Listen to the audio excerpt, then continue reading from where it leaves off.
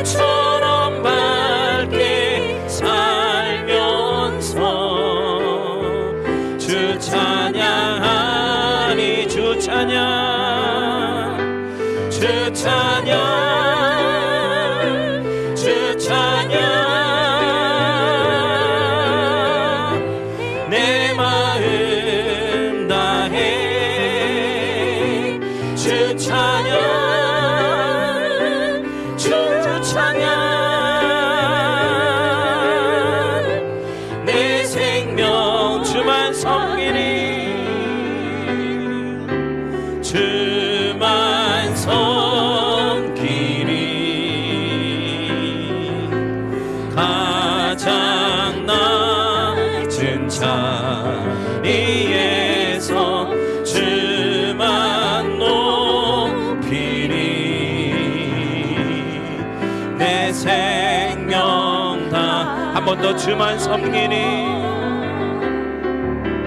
주만 섬기리 가장 낮은 자리에서 주만 높이리 내 생명 다 주님만 섬기리라 주님만 섬기리라 주님만 섬기리라 내 평생 사는 동안 주님만 주님만 섬기리라 주님만 섬기리라 내 주님만 섬기리라 내 평생 사는 동안 주님만 섬기리라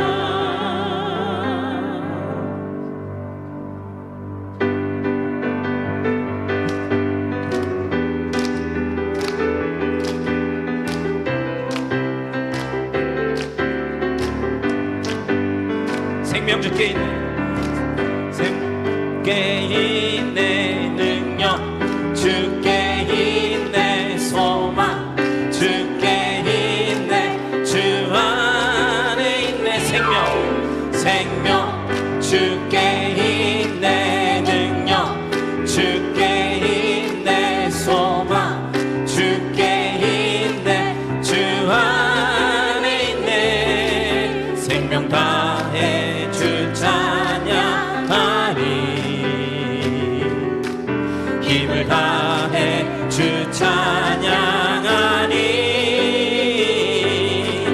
내 생명 다해 내 힘을 다해 모든 소망 주님께 생명 주께 있네 능력 주께 있네 소망 주께 있네 주 안에 있네 생명 주께 있네 능력 주께 있네 소망 주께 있네 주 생명 다해 주 찬양하리 우리의 힘을 다해 주 찬양하리 내 생명 다해 내 힘을 다해 모든 소망 주님께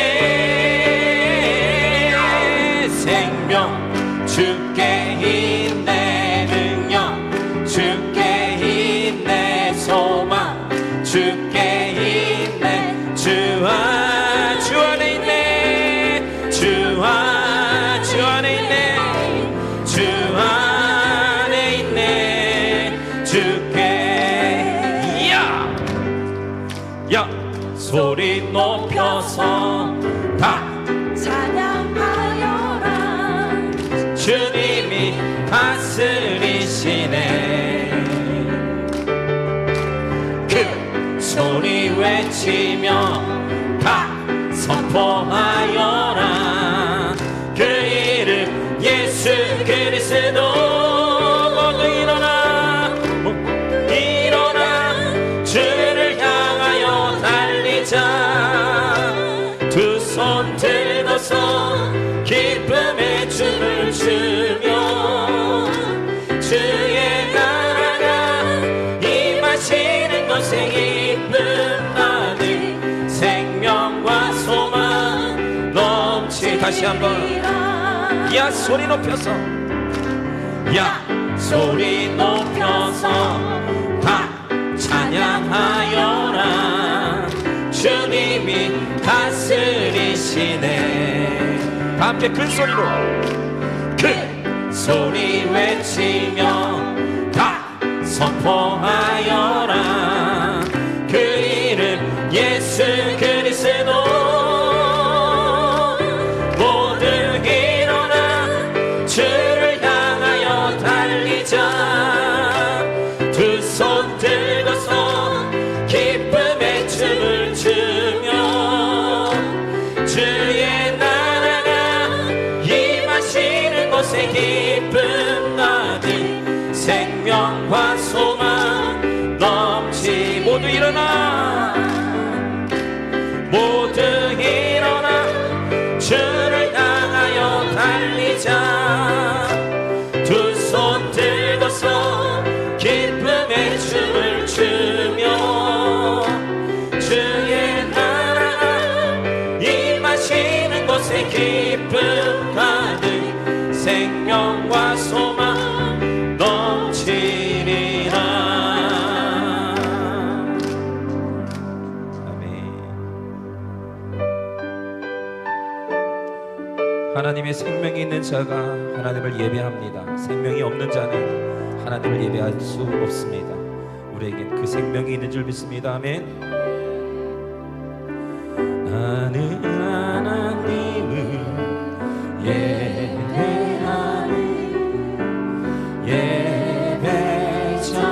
예배자입니다.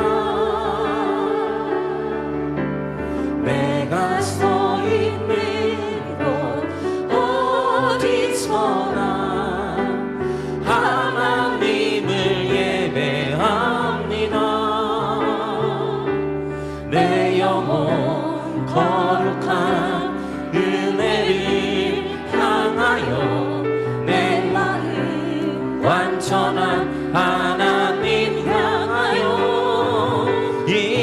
이곳에서 바로 이 시간 하나님을 예배. 다시 한번 찬양합니다. 나는 하나님을 예배하는 예배자입니다. 나는 하나님을 예배하는 예배자입니다. 내가 서 있는 곳 어디서나 하나님을 예배합니다. 내 영혼 거룩한 은혜를 향하여 내 마음 완전한 하나님 향하여 이곳에서 바로 이 시간 하나님을 예배. 내 영혼 거룩한 내 영혼 거룩한 은혜를 향하여 내 마음 완전한 하나님 향하여 이곳에서 바로 이 시간 하나님을 예배. 하나님을 예배. 하나님을 예배.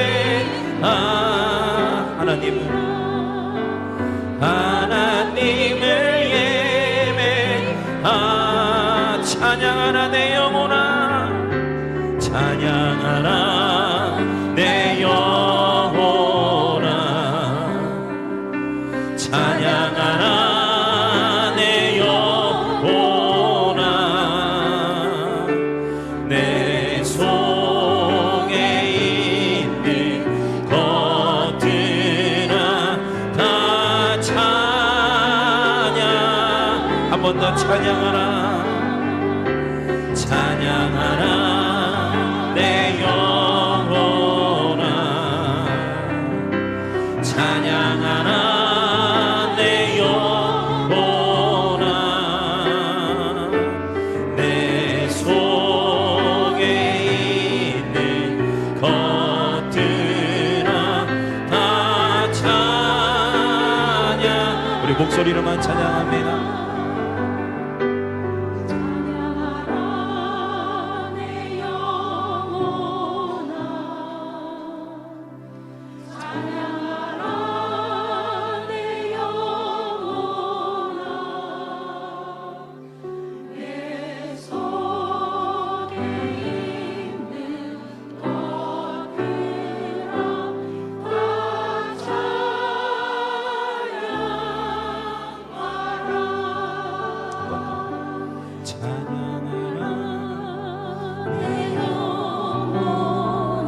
눈을 감고 주님을 바라보시면서 내 영혼아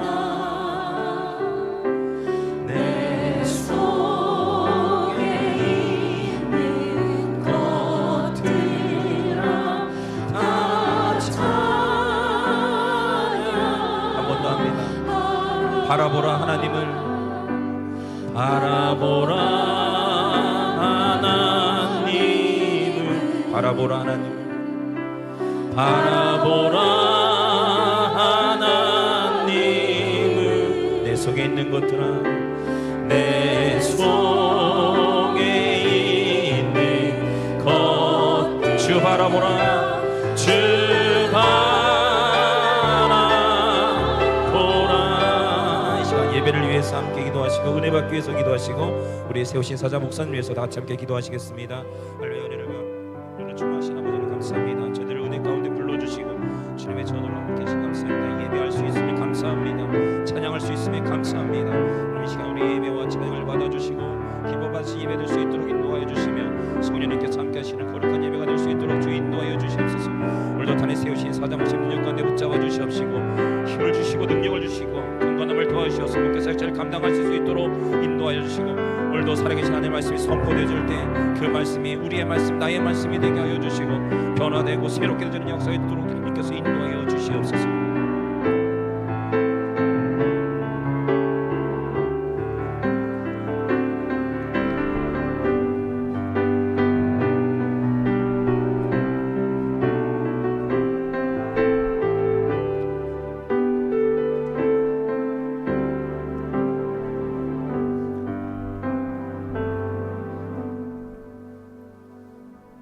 함께 일어나셔서 묵도하심으로 거룩한 주일 아침 3부 예배를 하나님 앞에 드리겠습니다.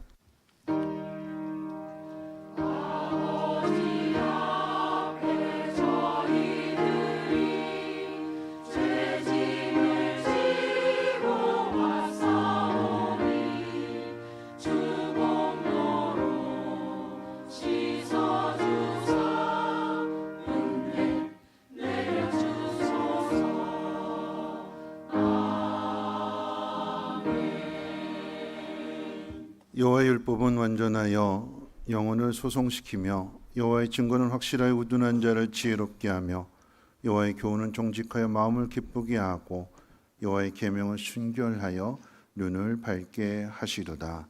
아멘. 거룩하신 하나님, 오늘도 하나님이 사랑하시는 귀한 영혼들을 은혜의 보좌 앞으로 은혜를 주시고자 불러주셨습니다. 그 하나님을 신령과 진정으로 예배하게 하옵소서. 마음의 의지로 결단하게 하시고 하나님만 바라보게 될 때에 우리의 영혼이 소송케 되어지며 우리의 영혼이 지혜를 얻고 우리의 영혼의 눈이 밝아지게 하시고 길을 찾으며 하나님의 뜻을 이루며 하나님의 영광을 나타내시는 복 있는 사람으로 세워 주시옵소서. 그러한 예배가 되기를 소망하오니 하나님 우리 예배를 받아 주시옵소서. 예수님의 이름으로 기도하옵나이다. 아멘. 찬송가 26장 통일찬송가로 14장입니다.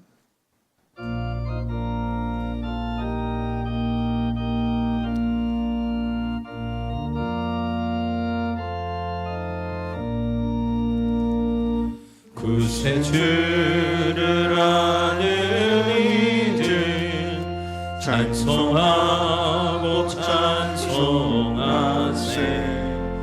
마음과 뜻과 힘 다하여 경매 드리세.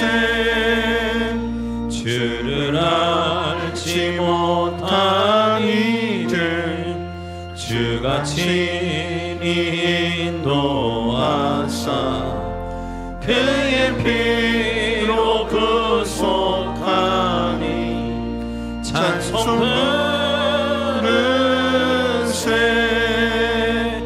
약한 사람 도움받아 시험층에 참게 되니 모든 죄를 이길 힘은 믿음 뿐이라. 진리 되신 우리 주는 영원토록 변함없네. 성도들아 주를 믿어 길이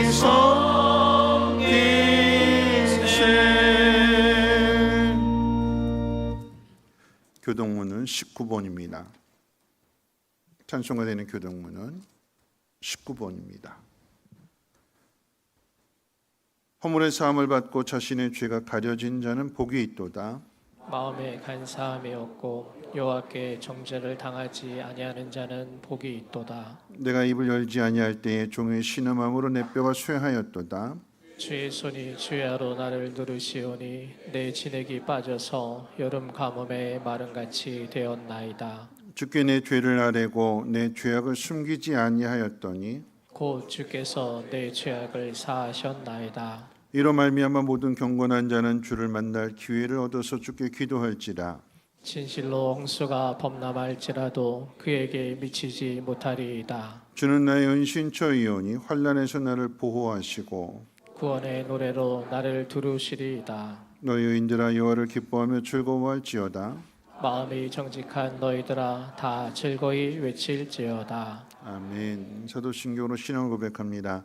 전능하사 천지를 만드신 하나님 아버지를 내가 믿사오며 그 외아들 우리 주 예수 그리스도를 믿사오니 이는 성령으로 잉태하사 동정녀 마리아에게 나시고 본디오 빌라도에게 고난을 받으사 십자가에 못 박혀 죽으시고 장사한 지 사흘 만에 죽은 자 가운데서 다시 살아나시며 하늘에 오르사 전능하신 하나님 우편에 앉아 계시다가 저리로서 산 자와 죽은 자를 심판하러 오시리라. 성령을 믿사오며 거룩한 공예와 성도가 서로 교통하는 곳과 죄를 사하여 주실 곳과 몸이 다시 사는 곳과 영원히 사는 것을 믿사옵나이다. 아멘. 다 함께 앉으셔서 찬송가 292장 통일찬송가로 415장 찬송 후에 최원남 장로님 기도해 주시겠습니다.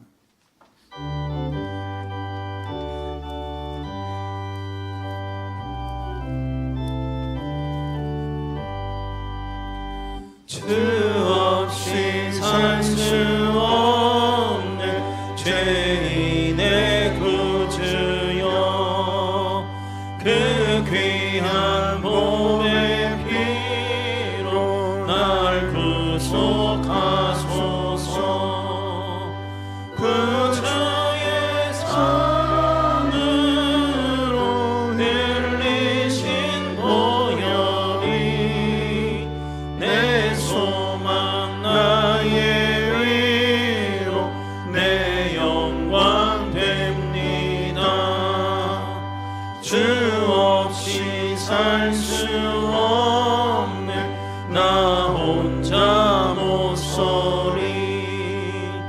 힘없고 부족하며 지혜도 없도다.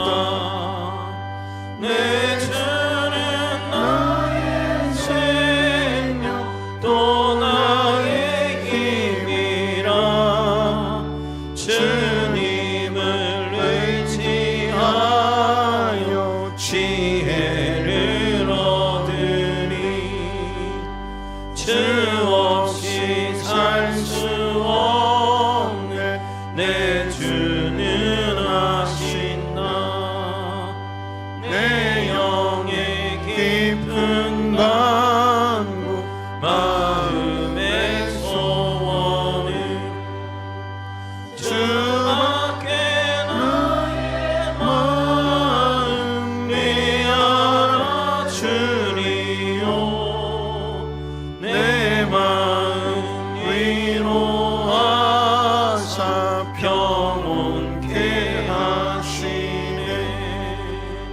주 없이 살 수 없네. 세월이 흐르고 이 깊은 고독 속에 내 생명 끝나도 사나운 땅일 때 날 지켜주시니 내 곁에 계신 주님 늘 힘이 됩니다. 아멘.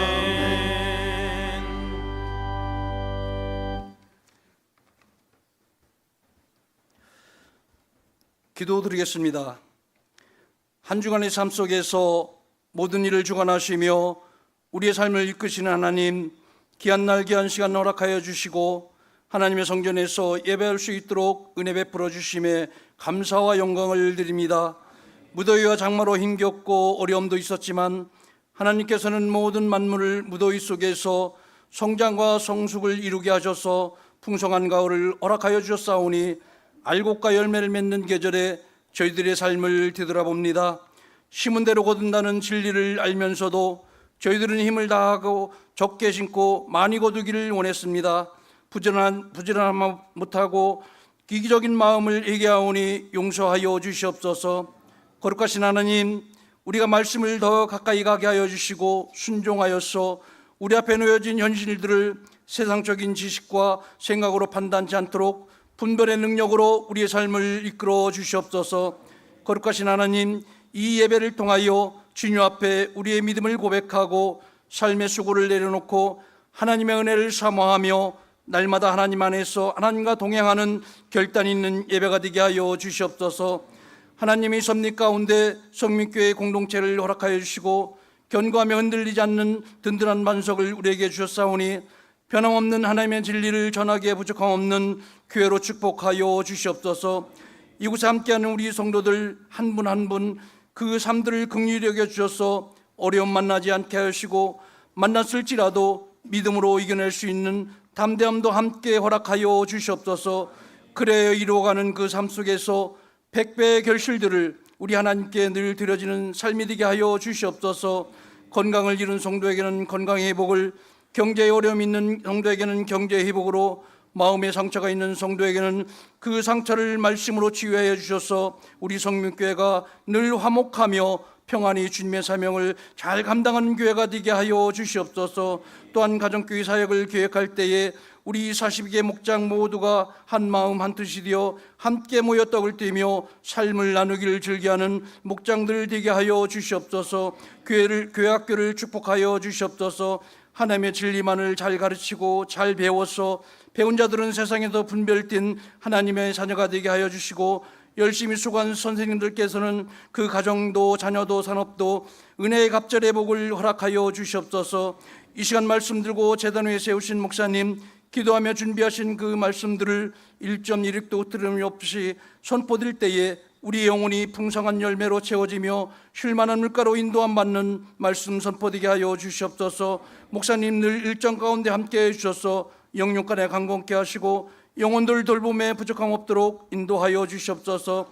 이 시간 찬양대 찬양의 선포가 하나님을 영화롭게 하시며 예배를 돕는 보이지 않는 곳에서 수고하는 봉사자들 축복하여 주시옵소서. 보배롭고 존귀하신 예수님의 이름으로 기도하옵나이다. 아멘.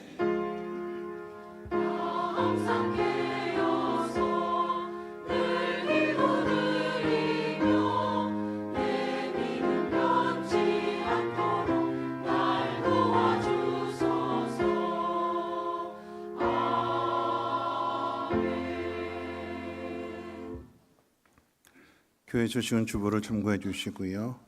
올해부터 수요일까지 추석 연휴 기간 동안의 새벽 예배는 희애실에서 있습니다. 차량 운행이 없다라고 하는 거 참고해 주시고, 수요 예배는 일부 예배가 없고 저녁 예배만 있다는 것도 기억해 주시길 바랍니다. 추석 예배 순서지가 준비되었으니까 필요하신 분들은 뒤에서 가져가시기를 바라겠습니다. 교사 생명의 삶 공부가 22일부터 13주간에 걸쳐서 1시 30분으로 나와 있는데 1시 15분에 희애실에서 있습니다. 성민심 도양 보호사 모집합니다. 주변에 좋으신 분들 소개해 주시기를 바라겠고요. 주보에 나와 있지 않습니다만 10월 달부터 이제 가을대 신방이 시작이 됩니다.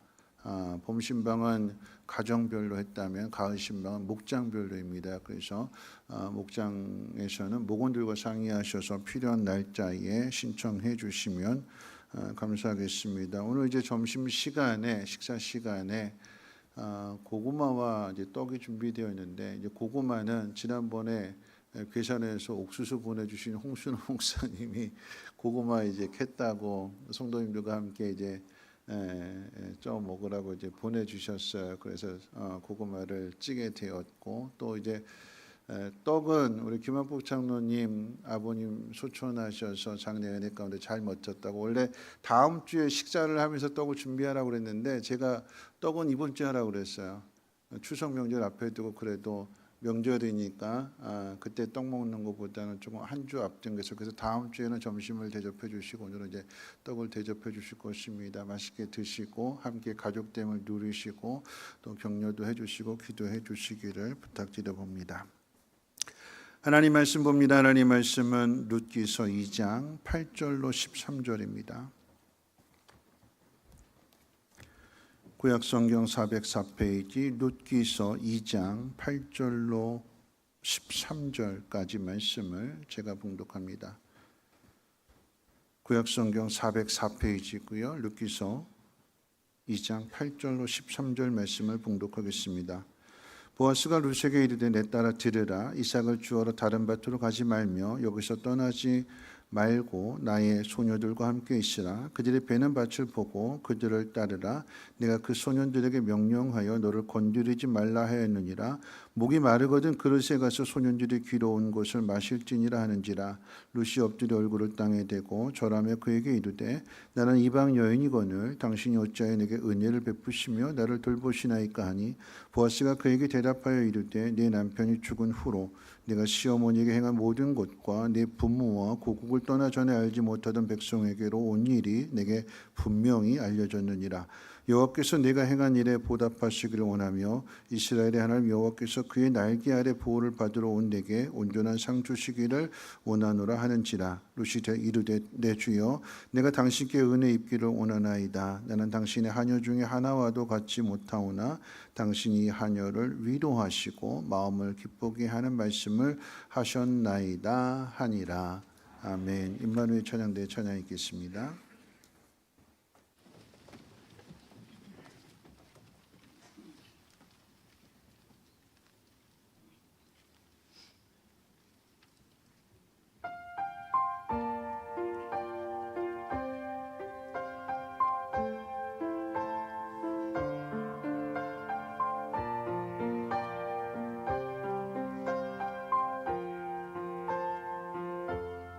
흐르는 시간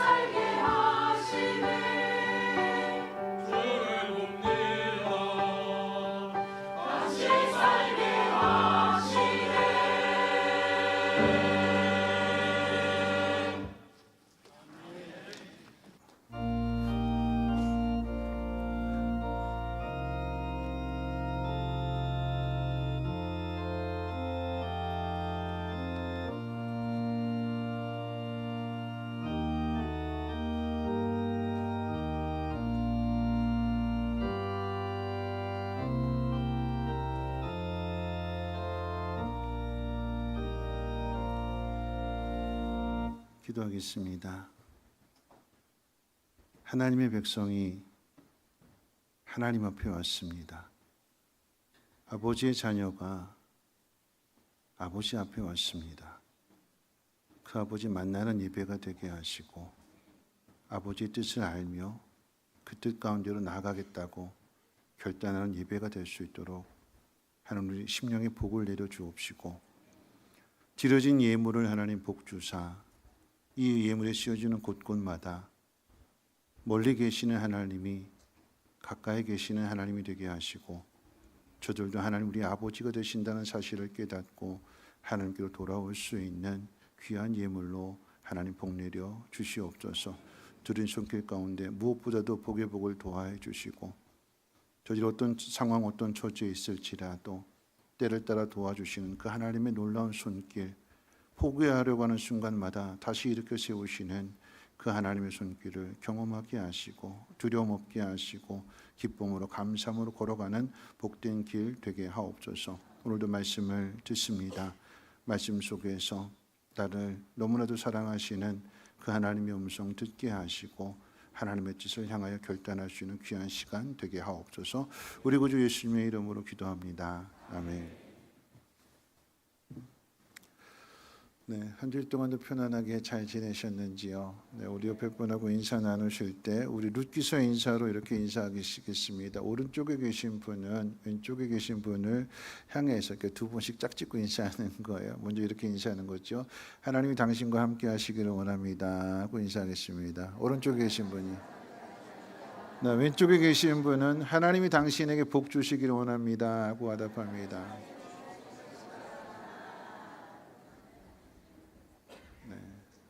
같은 인사가 되는 거죠. 자, 이제는 모두 다 함께 이렇게 인사했으면 좋겠습니다.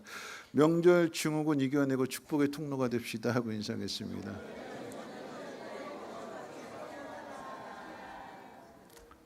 네, 본격적인 추석 명절을 앞에 두고 있습니다. 토요일부터 이제 연휴가 시작되어서 수요일까지 긴 연휴를 맞이하여서 아무래도 부모님께 다녀오는 그 일, 고향에 다녀오는 그 일에 조금은 여유가 있을 것입니다. 부모님이 계시지 않은 경우에는 가족 여행을 계획하시는 분들도 있습니다. 그래서인지 노원구청에서 재미있는 광고를 올렸습니다. 소개해드리면 사람과 동물이 공존하는 건강복지도시 노원을 만들기 위해 올해도 어김없이 추석 연휴 기간 홀로 남겨질 구민 여러분의 소중한 반려견들을 대신 돌봐줄 2024년 추석 연휴 반려견 돌봄 쉼터가 9월 15일부터 9월 18일까지 노원구청 2층 대강당에서 운영됩니다. 이용 대상은 관내 반려견 양육 가구이며 동물 등록을 완료하고 사회성에 문제가 없는 소형견에게 추석 연휴 동안 돌봄 서비스를 제공합니다. 위탁비는 5,000원입니다.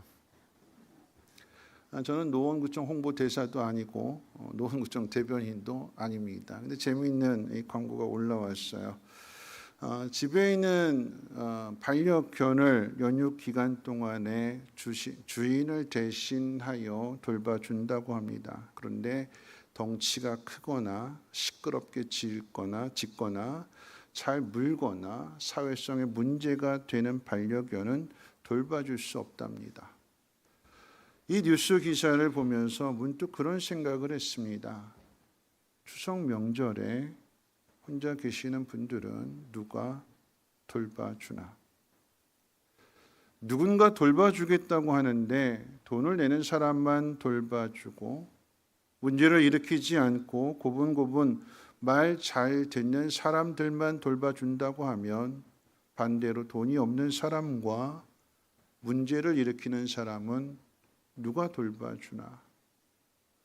너는 돈이 없으니까 자격이 없고 너는 문제를 일으키고 사고를 많이 일으키니까 자격이 없다고 말한다면 그런 사람들은 어디서 돌봄을 받아야 할까요? 오늘은 룻기서에 등장하는 새 인물 나오미와 룻과 보아스를 조명해 보면서 하나님이 이들을 어떻게 돌보시는가? 하나님이 이들을 위해서 무엇을 준비하셨는지를 생각해 보겠습니다. 지지난주와 지난주에 이어서 하나님의 준비 세 번째 시간입니다. 자, 첫 번째 사람으로 나오미입니다. 룻기서의 말씀은 1장 1절에서 사사들이 치리하던 때에 그때 흉년이 들었다라고 하는 말씀으로 시작이 됩니다. 사사들이 치리하던 때라고 하는 것은 사사시대를 가리키지요. 이 사사시대의 특징은 자기 소견에 옳은 대로 사는 시대였습니다. 하나님 말씀대로 하나님의 뜻대로가 아닌 그저 자기 생각에 옳은 대로 자기가 판단한 대로 마음이 끌리는 대로 마음껏 살고 있는 사람들에게 흉년이 찾아왔습니다. 흉년이라고 하는 것은 먹을 양식을 구하지 못하는 때를 가리키는 거죠. 자, 이런 상황 속에서 어떤 선택을 할까요? 자기 생각에 옳은 대로 판단하는 사람들은 어떤 결정을 내릴까요? 엘리멜렉이라고 하는 사람의 가정은 모압으로 이민을 선택합니다. 모압으로 이민 간다라고 하는 것은 자기 백성을 보호하시는 하나님을 믿지 못하고 자기 힘으로 살겠다라고 하는 결정입니다. 엘리멜렉의 가정만 흉년을 만난 것이 아니라 이스라엘에 사는 모든 사람에게 흉년이 임했는데 엘리멜렉의 가정은 이민을 선택합니다. 아이러니하게도 엘리멜렉이라고 하는 이 사람의 이름의 뜻은 하나님은 나의 왕이라고 하는 뜻을 가지고 있습니다. 그런데 이름은 하나님은 나의 왕입니다. 이렇게 고백을 하고 불려지기도 하는데 삶에 있어서는 하나님 왕 되심을 믿지 못하고 자기 마음대로 사는 길을 선택한 거죠. 그렇게 이민을 간 지 얼마 지나지 않아서 엘리멜렉은 죽습니다. 그래서 이제 결정은 그 집안의 나오미가 결정을 내려야 합니다. 이전의 결정, 그러니까 베들레헴에서 모압으로 이사가는 그 결정은 가장이었던 남편이 내린 결정이었기 때문에 원치 않아도 따라가야 했다면 이제는 남편이 죽었기 때문에 그리고 나오미가 가장이 되었기 때문에 나오미가 결정을 내려야 됩니다.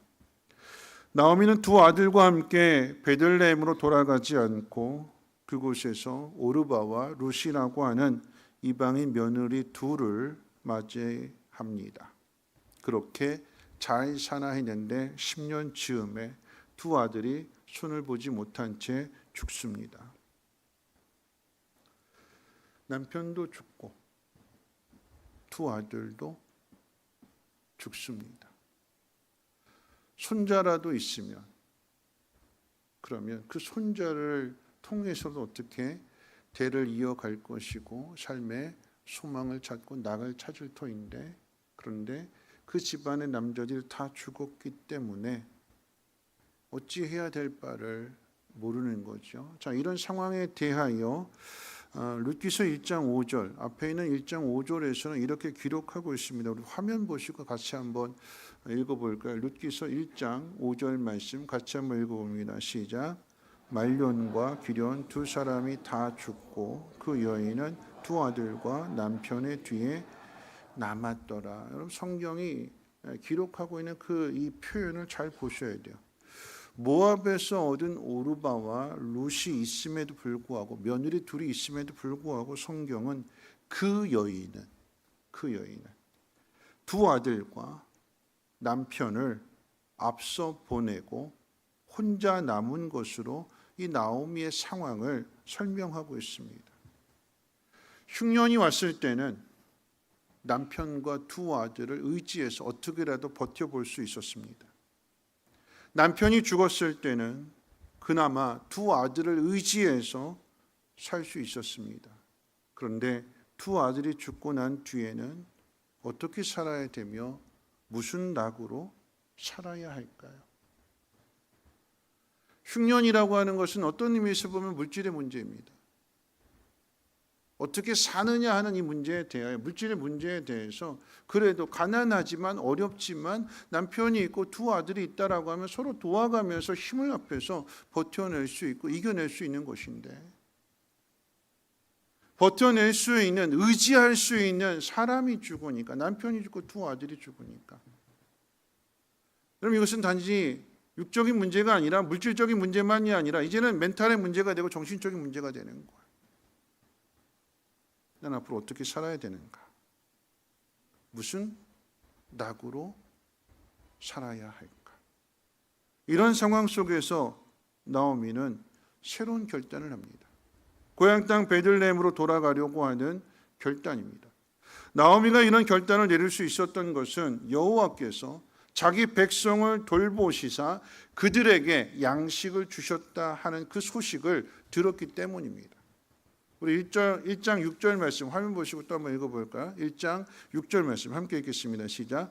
그 여인이 모압 지방에서 여호와께서 자기 백성을 돌보시사 그들에게 양식을 주셨다 함을 듣고 이에 두 며느리와 함께 일어나 모압 지방에서 돌아오려 하여 하나님의 백성으로 살기를 거부하고 모압으로 이민을 갔던 나오미가 하나님의 돌봄을 받는 백성이 되려고 다시 돌아가겠다라고 하는 결단입니다. 이런 결단을 내렸을 때 아무것도 준비된 것이 없었습니다. 베들레헴으로 돌아온 나오미의 인생이 앞으로 어떻게 될지 아무것도 나오미는 알지 못합니다. 준비하고 온 게 아니에요. 결단하고 그냥 돌아왔어요. 그런데 하나님이 준비하셨습니다. 그리고 하나씩 보여주십니다. 하나님의 백성으로 돌아온 나오미를 위해서 하나님이 첫 번째 준비하신 것은 그때가 추수를 하는 때였다고 기록하고 있습니다. 여러분, 그러니까 이 1장의 내용을 보면 1장 1절에서 흉년의 때 나갔거든요. 근데 1장 마지막 절 22절에 보니까 보리 추수할 때에 베들레헴에 이르렀다고 기록하고 있어요. 흉년의 때 아무것도 열매를 거두지 못한 때에 나갔는데 들어올 때는 다시 돌아올 때는 보리 추수하는 때였대요. 하나님이 준비인 거죠. 하나님의 품으로 하나님께로 돌아온 하나님의 백성을 하나님이 돌보시는 준비입니다. 마치 비유한다면 누가복음 15장에 집을 나간 둘째 아들이 돌아오게 되었을 때 아버지는 달려나가서 끌어안고 입을 맞추고 뭐라고 이야기해요? 밥 먹자 그러는 거죠. 배고프지? 밥 먹자. 잔치를 베풀자라고 하는 그 말은 배고프지? 밥 먹자. 하나님의 첫 번째 준비예요. 하나님이 돌아왔다고 해서 한꺼번에 엄청난 일을 이뤄주시지 않아요. 돌아온 사람에게 하나님이 양식을 주신다. 배고픈 사람에게 배를 채워주신다. 그것이 하나님의 준비 첫 번째입니다. 나오미 인생의 2막은 그렇게 시작이 됩니다. 자, 두 번째 룻을 생각해 보면요. 하나님의 준비는 룻을 통해서도 나타납니다. 룻은 모압 여인입니다. 하나님 믿지 않는 사람들 가운데 태어난 사람입니다. 이런 그 상황 속에서 룻도 남편을 잃지만 룻은 아직 젊기 때문에 다시 결혼할 수 있습니다. 나오미가 젊은 며느리의 앞길을 열어주기 위해서 친정으로 돌아가라고 했지만 며느리인 룻은 극구 사양을 하면서 놀라운 고백을 합니다. 우리 그 고백을 한번 같이 한번 읽어볼까요? 화면 보시고 16절로 17절 1장 16절 17절 같이 한번 읽어봅니다. 시작. 내게 어머니를 떠나며 어머니를 따르지 말고 돌아가라 강권하지 마옵소서. 어머니께서 가시는 곳에 나도 가고 어머니께서 머무시는 곳에서 나도 머물겠나이다. 어머니의 백성이 나의 백성이 되고 어머니의 하나님이 나의 하나님이 되시리니 어머니께서 죽으시는 곳에서 나도 죽어 거기 묻힐 것이라. 만일 내가 죽는 일 외에 어머니를 떠나면 여호와께서 내게 벌을 내리시고 더 내리시기를 원하나이다 하는지라. 시어머니인 나오미는 자기 고향으로 돌아가는 일이에요. 그런데 룻에게 있어서의 베들레헴이라고 하는 것은 한 번도 가보지 못한 곳입니다. 그런데 결단을 해요. 한 번도 가보지 못한 곳인데 그런데 그곳에 가겠다고 그러고 하나님의 백성이 되겠다고 그러고 죽으면 그곳에 묻히겠다고 하나님 앞에서 맹세합니다. 하나님이 이런 룻을 위하여 무엇을 준비하셨을까요? 룻을 위한 하나님의 준비는 우연이라고 하는 단어와 마침이라고 하는 단어를 통해서 나타나기 시작합니다. 룻이 보리 이삭을 줍는데 우연히 엘리멜렉의 친족인 보아스의 밭에 이르게 됩니다. 앞서 1장 마지막 절에서는 보리 추수할 때에 베들레헴에 이르렀다고 그랬는데 2장 3절에서는 이걸 좀 더 좁혀서 이야기하는 거예요.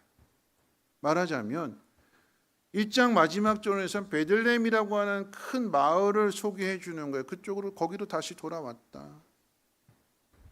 그런데 2장 3절에서는 이걸 좀 더 그 마을에서 좀 더 구체적으로 좁혀서 엘리멜렉의 친족인 그 마을의 가장 유력한 사람 보아스의 밭에 우연히 이르게 되었다. 하나님의 돌보심이 구체적으로 이렇게 진행되고 있지만 정작 우연이라고 하는 단어는 이 룻의 입장에서는 모르는 일이에요. 이 보아스가 죽은 남편의 친족이라고 하는 사실도 모르고 간 거였고 룻의 입장에서는 양식을 주어야 되는데 이삭을 주어야 되는데 어느 밭으로 갈까? 그 마을의 보아스가 가장 유력한 가장 큰 부자였기 때문에 그래도 밭이 클 거잖아요. 이왕이면 큰 밭에 가면 그래도 떨어진 것이 더 많겠지. 그래서 갔는데 우연히 갔는데 모르고 갔는데 그 밭이 보아스의 밭이래요. 룻은 모르고 갔어요. 그런데 룻은 모르고 갔는데 하나님은 알고 계셨어요. 그래서 2장 4절에 뭐라고 이야기하냐면 내가 구체적으로 이야기하는데 우리 2장 4절 말씀 화면 보시고 같이 한번 읽어볼까요? 함께 읽겠습니다. 시작. 마침 보아스가 베들레헴에서부터 와서 베는 자들에게 이르되 여호와께서 너희와 함께 하시기를 원하노라 하니 그들이 대답하되 여호와께서 당신에게 복 주시기를 원하나이다 하니라. 4절의 시작은 마침이에요. 마침. 3절에서는 우연이라고 그랬는데 4절의 시작은 마침입니다. 이 마침이라고 하는 단어는 원어로 보면 외힌네요. 외힌네. 무슨 뜻이냐면 이런 얘기예요. 자 봐라. 자 봐라. 좀 봐라. 뭘 보래요? 보아스가 왔대. 보아스를 보래요. 하나님이 룻에게 자 봐라. 나 뭐 먹지? 우리 어머니랑 오늘 하루를 어떻게 버티지? 어디 가서 이삭을 주어야 될까? 하는 마음 가지고 알지 못한 채 발길이 닿는 대로 마음이 끄는 대로 갔는데 우연히 간 것 같은데 우연히 간 것이 아니라 하나님이 룻이 오는 그 타이밍에 그 밭의 주인인 엘리멜렉의 친족인 보아스를 준비시킨 거예요. 그리고 말씀하시는 거예요. 자 봐라.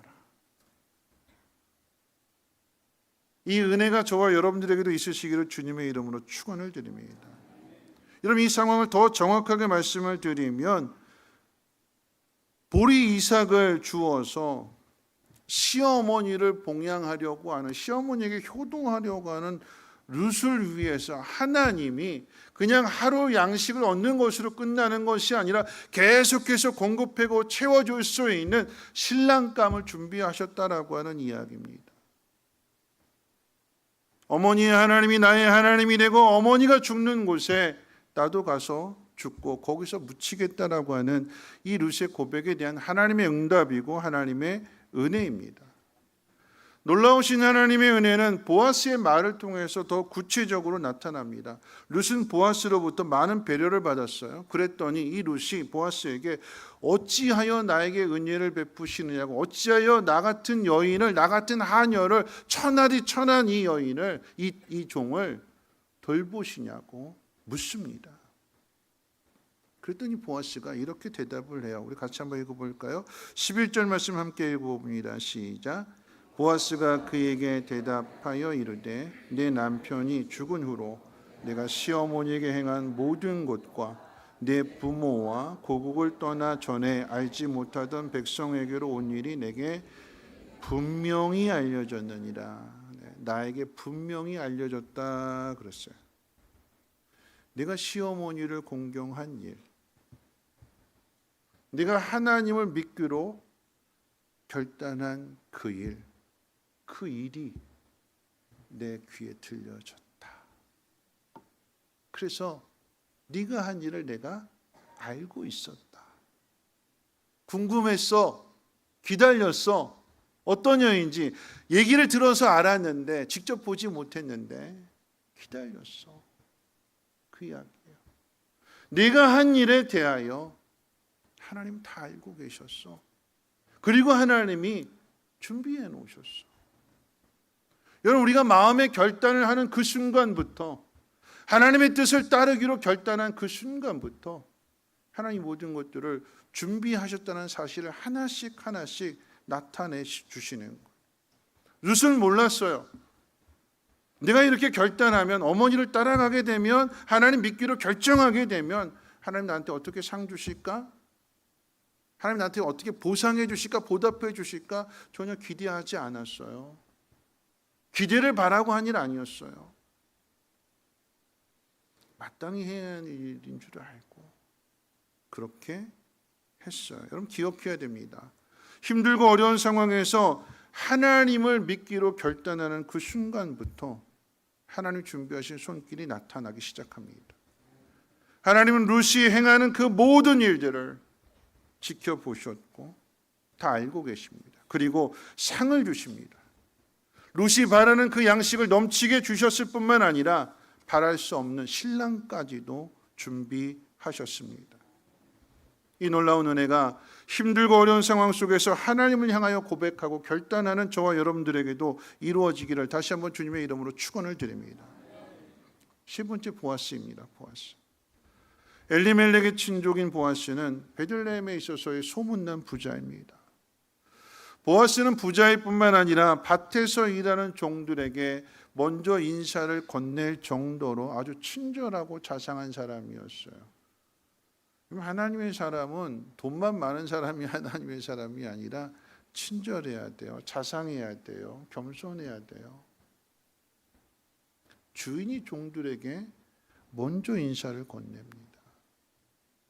하나님이 당신들과 함께 하시기를 원합니다. 그랬더니 그 인사를 받은 종들이 주인에게 하나님이 당신에게 복 주시기를 원합니다. 이미 복을 받았는데, 이미 충분한데 또 복 주시기를 원한다고 이렇게 축복해 주니까 진짜 그 복이 오게 되는 거예요. 더 넘치게 나타나게 되는 거예요.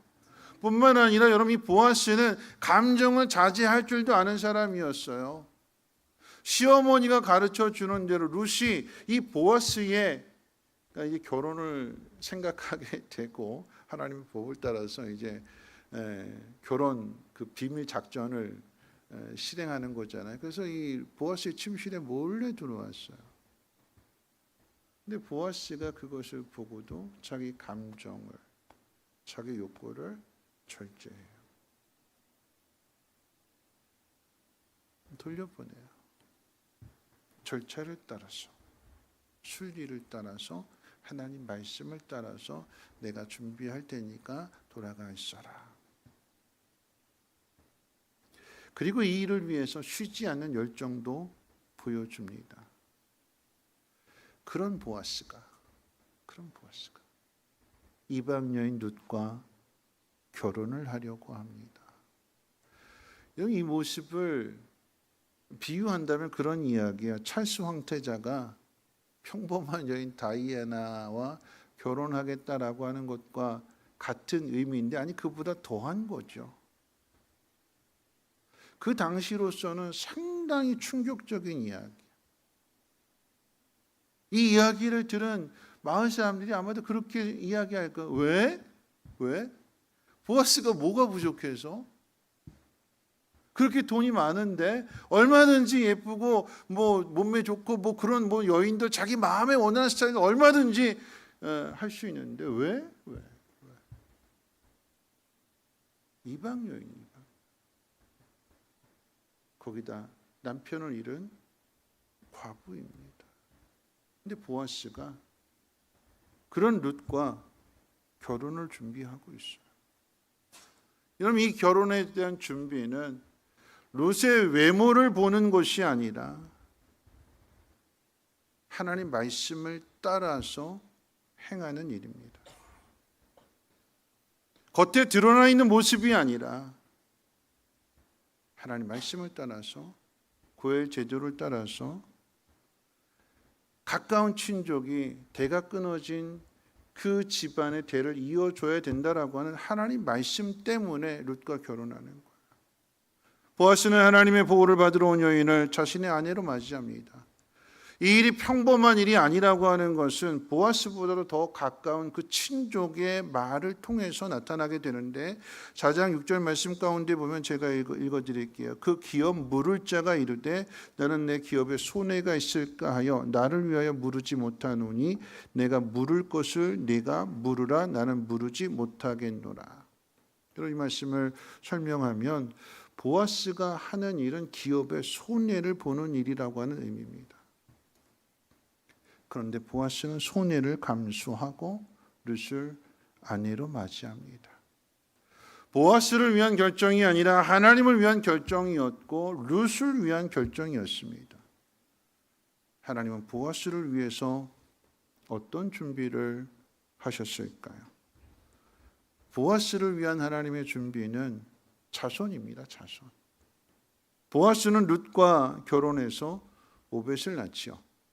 오벳은 이새를 낳고 이새는 다윗을 낳습니다. 그러니까 보아스가 다윗의 증조 할아버지가 되었다는 이야기예요. 하나님이 보아스의 기업에 손해를 보게 하셨을까요? 아니요. 손해를 본 것이 아니라 대박이었어요. 대박. 하나님이 채워주시고 하나님이 공급해주시고 하나님 주시는 복은 그저 아들 하나, 겉에 눈으로 본다라고 하면 그냥 아들 하나 낳은 것뿐이에요. 그렇죠? 혼자였는데 아내를 맞이했고 그 사이에서 그냥 아들 하나 낳았다고 세상 사람들 눈으로 본다면 그냥 오벳이라고는 아들 하나 낳은 것밖에는 뭐 다른 거 아니에요. 그냥 평범한 일이에요. 그런데 오벳이 이새를 낳은 일, 그런 것보다 그럴 수 있어요. 근데 이새가 다윗을 낳잖아요. 여러분, 이 이야기는 하나님 보아스에게 준비하시고 보아스에게 주신 복은 보아스가 살아있을 때 느끼는 그 기쁨, 그 복보다도 보아스가 죽은 다음에 그 복이 어떻게 해요?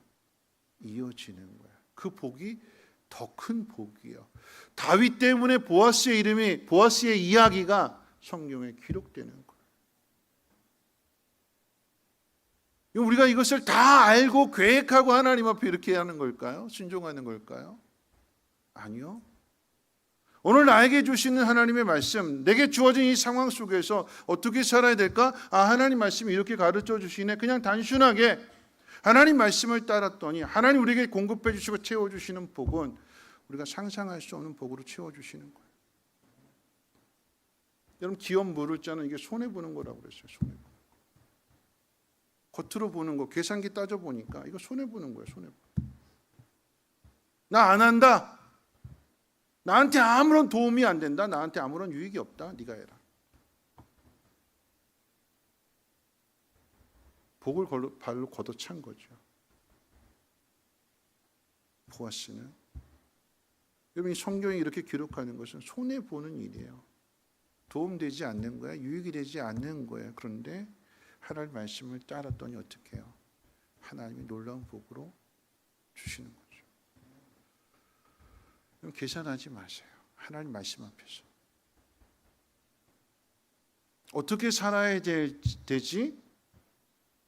막 계산해서 뭐 계산기 두들기고 요건 요만큼 써야 되고 요건 요만큼 써야 되고 그럼 딱 그만큼만 써요. 근데 내가 하나님 말씀을 따르면 그게 손해 보는 일이라 할지라도 그게 하나님의 뜻이라고 해서 따르게 되면 하나님은 하나님의 손으로 채워주셔요. 어떤 게 더 클까요? 내가 막 계산해가지고 그냥 그렇게 사는 것과 하나님 주시는 것과 8월 달에 이제 저 아들이 생일인데 이 아이가 생일날 고개를 흔들면서 돌아와요. 그러면서 고민거리가 있대. 생일날 고민거리가 있대. 뭐냐 그랬더니 생일 선물을 받았대요. 그 유초등부 이제 5학년 교사인데 5학년 반 아이가 생일 선물로 스타벅스 그 쿠폰을 커피 2잔을 보내 5학년짜리 아이가. 근데 왜 고민이 되느냐면 이 아이 한 주 용돈이 5,000원이래요. 근데 2잔이면 10,000원이에요. 초등학생에는 큰 돈이잖아요. 아들내미가 고민하는 게 코 묻은 아이의 돈인 코 묻은 아이의 얘가 지 하고 싶은 거 먹고 싶은 것을 떡볶이도 사 먹고 아이스크림도 사 먹고 할 용돈인데 그걸 모아서 보내주는 거잖아요. 고민이에요, 고민. 난 이 아이에게 뭘 주지? 내가 이렇게 분에 넘치는 너무나 과분한 선물을 받았는데 나는 이 아이에게 어떻게 해줄까? 그럼 자녀가 부모님에게 열심히 일해서 땀 흘려서 번 것으로 용돈을 드린다라고 하면 그것을 받은 부모는 받고 입 싹 씻을까요? 아니잖아요. 어떤 마음 같지요? 난 얘에게 뭘 줄까? 그게 사랑이에요, 사랑. 하나님 마음이 그래요, 하나님 마음. 뭘 줄까? 뭘 줄까? 잘못했는데도 하나님 말씀대로 안 사는데도 사고 치는데도 주면 이런 그건 복이 아니죠. 그건 상이 아니에요.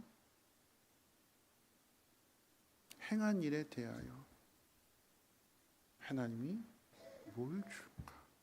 보아스에게 뭘 줄까? 보아스 뭘 주셨어요? 아들 하나 주셨어요. 아들. 그냥 세상의 눈으로 보면 그냥 아들이에요. 근데 하나님 그 가정 가운데 다윗을 보내주시고 다윗을 통해서 예수 그리스도를 보내주세요. 죽은 후에도 그의 이름이 성경에 기록되고 저 기도할 때마다 우리 교회 청년들이나 저희 딸내미나 기도 제목이 하나님 보아스 같은 남자 만나게 해주세요. 우리 청년들한테 기도할 때 꼭 기도하거든요. 하나님 보아스 같은 남자 만나게. 어떻게 이 복을 받은 걸까요? 내게 주어진 상황 속에서 하나님 말씀을 따랐더니 하나님이 준비해 주신 복이 하나씩 나타나요. 상상할 수 없는 복이. 한꺼번에 광 이게 아니라 한 걸음씩 한 걸음씩 걸어가고 순종하고 따라가는 그 속에서 하나님 그 모든 일들을 이루어 주시는 복입니다. 우리 모두 이 보아스와 같은 결정을 했으면 좋겠습니다. 내가 얼마나 이익을 남길 것이냐가 우선이 아니라 이것이 하나님 원하시는 것인지를 먼저 생각해야 될 것입니다. 그리고 하나님의 뜻이라고 한다면 손해를 본다 할지라도 선택하십시오. 그러면 하나님이 책임져 주십니다. 이 복이 저와 여러분들의 가정에 충만하기를 주님의 이름으로 축원을 드립니다. 말씀을 정리하려고 합니다. 룻은 자신에게 은혜를 베푸는 보아스에게 물었어요. 당신이 어찌하여 내게 은혜를 베푸시며 나를 돌보시나이까? 나는 당신을 알지 못하고 나는 당신에게 아무것도 한 것이 없는데 당신은 어찌하여 나에게 은혜를 베푸시냐라고 하는 의미입니다. 그랬더니 보아스가 대답을 합니다. 하나님이 내가 행한 일에 보답하기를 원한다. 여러분, 이 말은 룻뿐만 아니라 나오미에게도 해당되는 말입니다. 나오미가 한 일은 하나님께로 돌아온 일입니다. 룻이 한 일은 어머니의 하나님이 나의 하나님이 될 것이라고 하는 결단과 낯선 곳에 와서 그 나오미 시어머니를 돌본 일입니다. 대단한 일이 아니었습니다. 엄청난 일이 아니었어요. 낙심한 그 자리에 앞으로 어떻게 살아가지? 나는 무슨 낙으로 살아야 되는 걸까?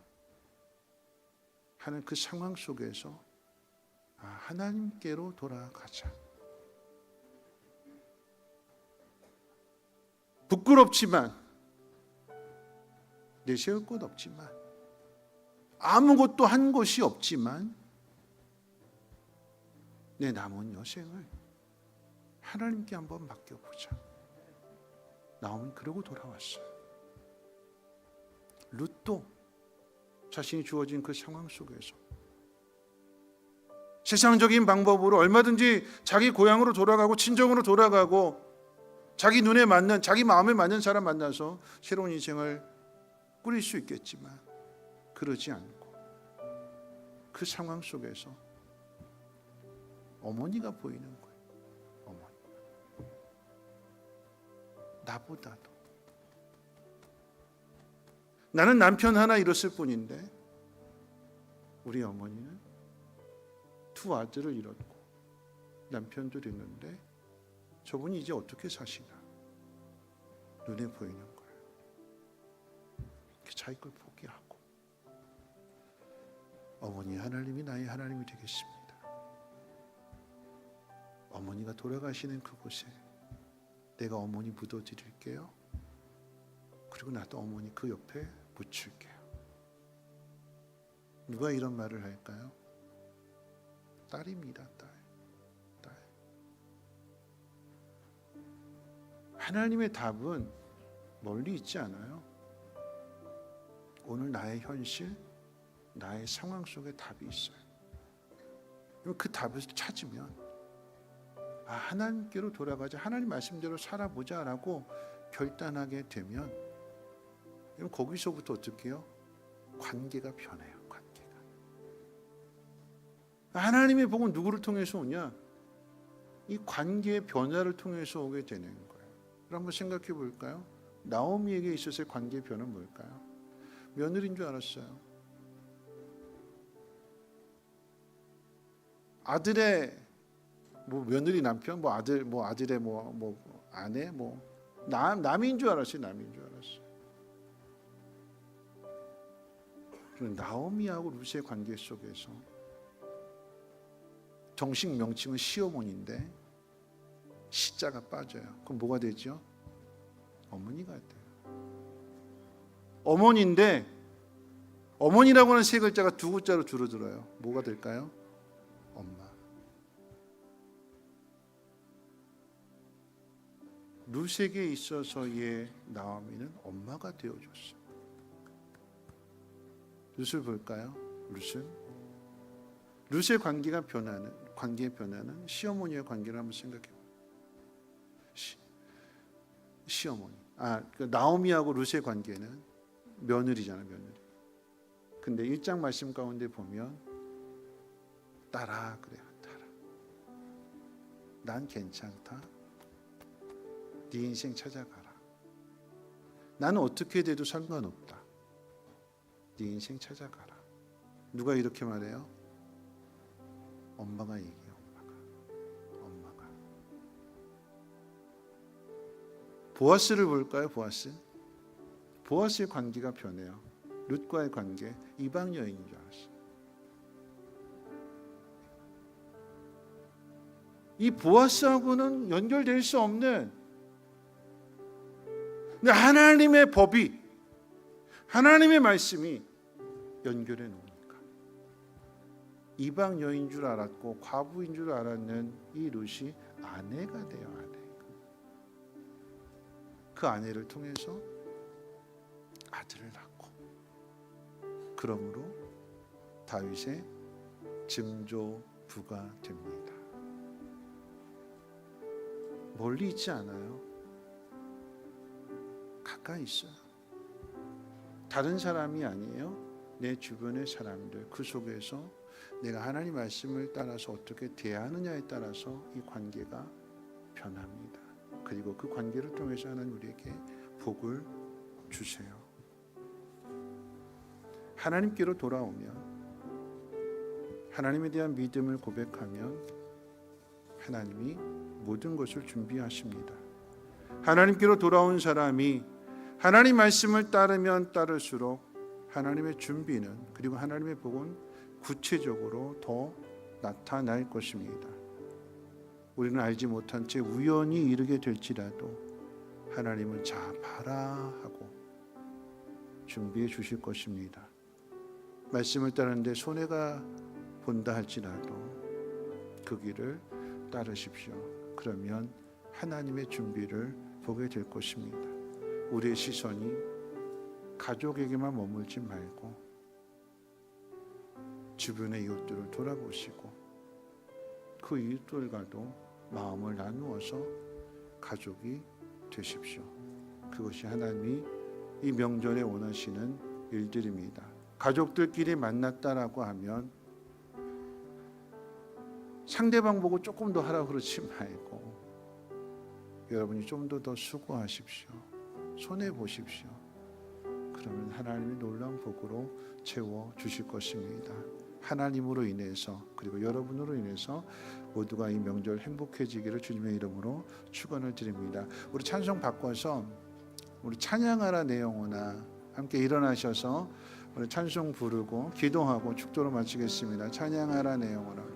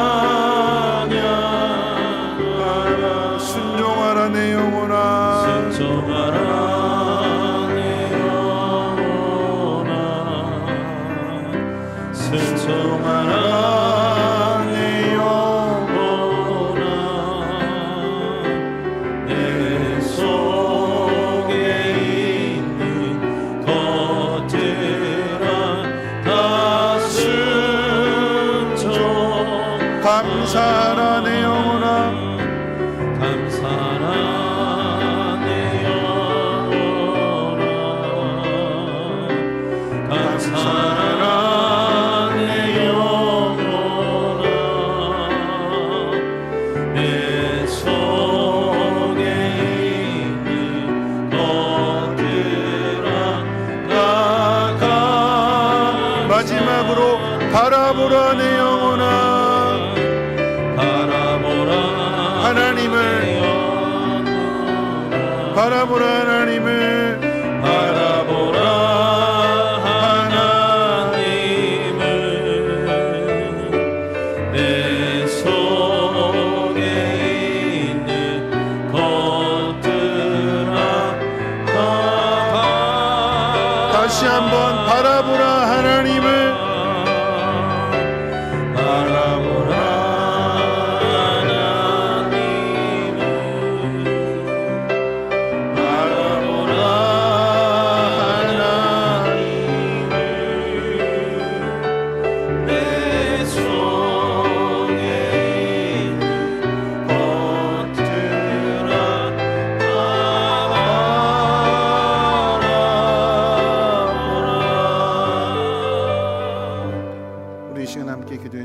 좋겠습니다. 누구나 다 이럴 때가 반드시 있습니다. 나 어떻게 살지? 나 이제 무슨 낙으로 살지? 그 속에서 해야 될 일은 하나님을 바라보는 것, 하나님께로 돌아오는 것입니다. 결단하는 거예요. 그러면 그 결단의 순간부터 하나님 준비하신 것을 보게 될 것입니다. 우연히 이런 것 같았는데 자 봐라 그러면서 우리 아버지가 준비해 주시는 거예요. 너 잘 왔다. 밥 먹자. 이제 시작이야. 하나씩 하나씩 네가 생각한 것보다도 더 많은 것들을 네가 죽은 다음에도 상상할 수 없는 그 복으로 내가 채워줄 거야. 하나님 바라볼 수 있게 도와주시고 그 하나님을 증거할 수 있게 도와주시고 내 주변의 모든 사람들과의 관계 속에도 변화가 일어나게 해주시고 그 관계를 통해서 복을 받게 해 주옵소서. 내 자녀가 변화되게 하옵소서. 내 자녀가 돌아오게 하옵소서. 하나님의 영광을 나타낼 수 있는 일꾼으로 하나님 변화시켜 주시옵소서. 내가 순종하겠습니다. 내가 하나님의 뜻을 따르겠습니다. 우리 함께 통성으로 하나님 앞에 기도합니다. 사랑 많으신 하나님 감사합니다. 오늘도 하나님 말씀을 듣습니다. 어떻게 살아가야 될 것인지 막막하고 답답할 때에 하나님의 말씀이 들려지게 해주시고 그 말씀을 듣고 결단하며 그 말씀을 듣고 돌이키게 될 때에 하나님이 나를 위하여 준비하시는 그 손길들을 하나님 경험하며 깨닫게 도와주시옵소서. 자 봐라라고 말씀하시는 하나님의 그 놀라운 뜻을 하나님 경험하고 깨닫게 해주시고 또한 그것을 간증할 수 있도록 하나님 우리를 변화시켜 주시옵소서. 내 마음이 변화되어지게 하시고 나를 통하여 하나님 내 주변의 사람들과의 관계가 변화되어지게 도와주시옵소서. 하나님 시어머니인 줄 알았는데 엄마였습니다. 며느리인 줄 알았는데 딸이었습니다.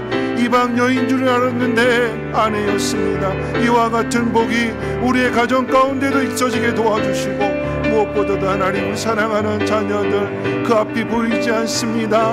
어떻게 가르쳐야 될지 어떻게 인도해야 될지 때로는 낙심할 때도 많이 있습니다. 그러나 하나님 말씀을 따라 우리가 살아가게 될 때에 하나님 변화시켜 주시고 하나님이 새롭게 해주시고 새로운 일꾼 만들어 주실 것을 믿고 기대하며 오늘의 이 자리에 순종할 수 있는 우리의 믿음 되게 도와 주시옵소서.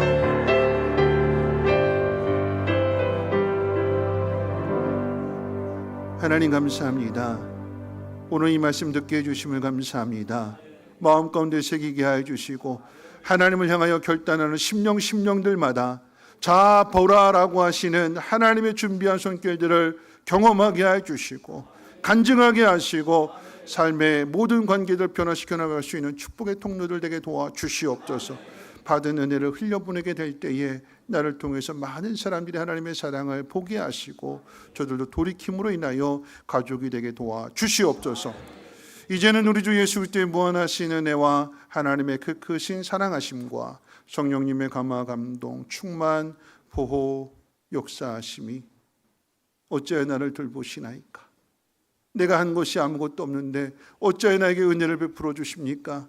이 놀라운 하나님의 사랑을 깨닫고 말씀대로 살아가기로 다짐하고 결단하는 사랑하는 주의 백성들 머리머리 위에와 가정가는 모든 일들과 특별히 자녀들 위해 성민교회 쉼터 유치원 이 나라의 민족과 북한 땅과 전 세계 위에 이제로부터 영원토록 항상 함께 있을지어다. 아멘.